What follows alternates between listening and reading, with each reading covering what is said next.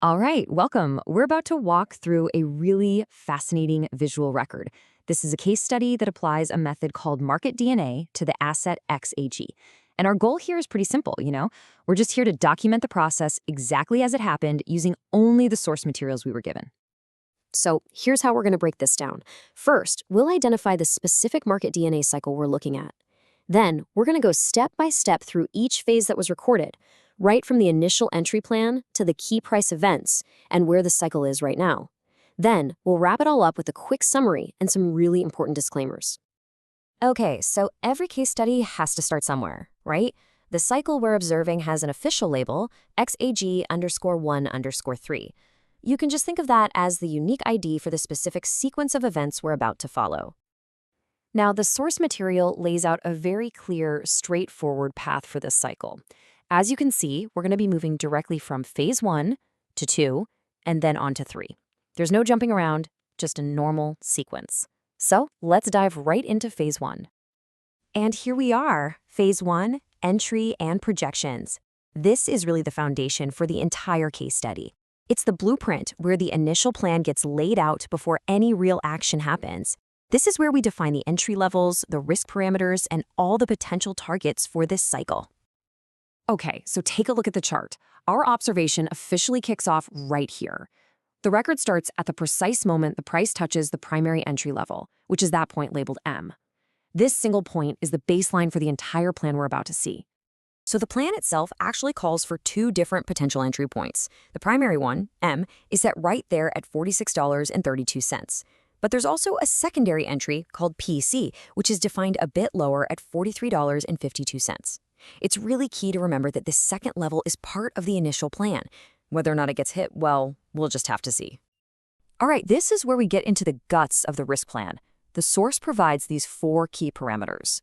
We've got a mean entry of $44.92, something called a trapezoid time duration of 38 days, a third triangle domain of 19%, and finally, a risk coefficient of 1. These are the fixed variables that the whole plan is built on.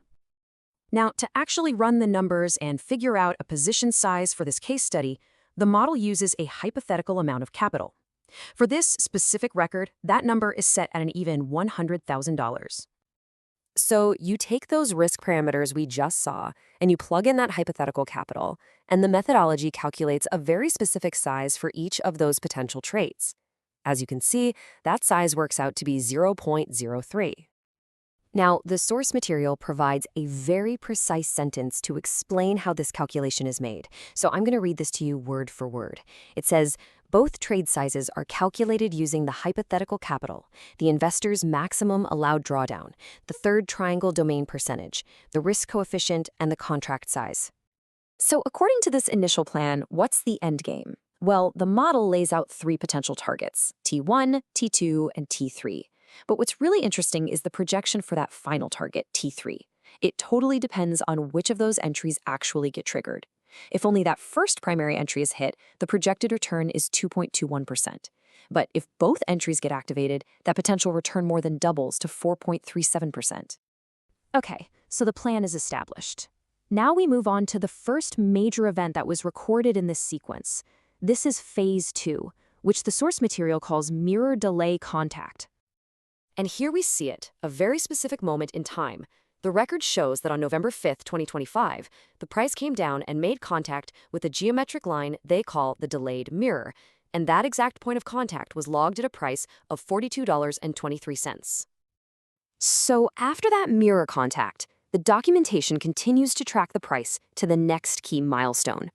And this brings us to phase 3, the moment the price reaches a level called apex N. And here's the updated record.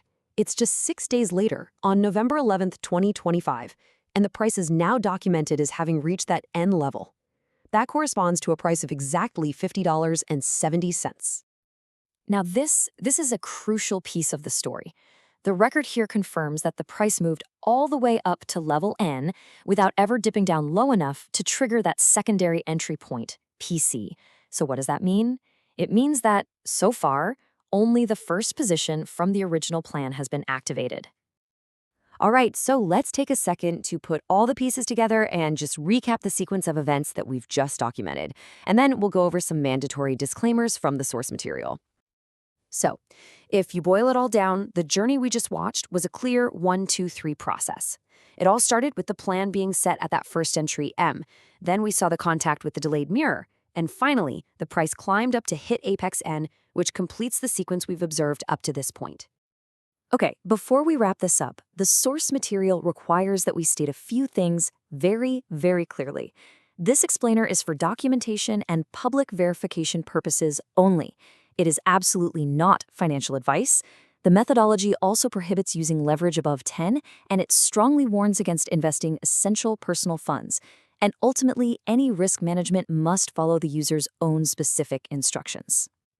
And that completes our visual record of the XAG 1-3 cycle, right through phase 3.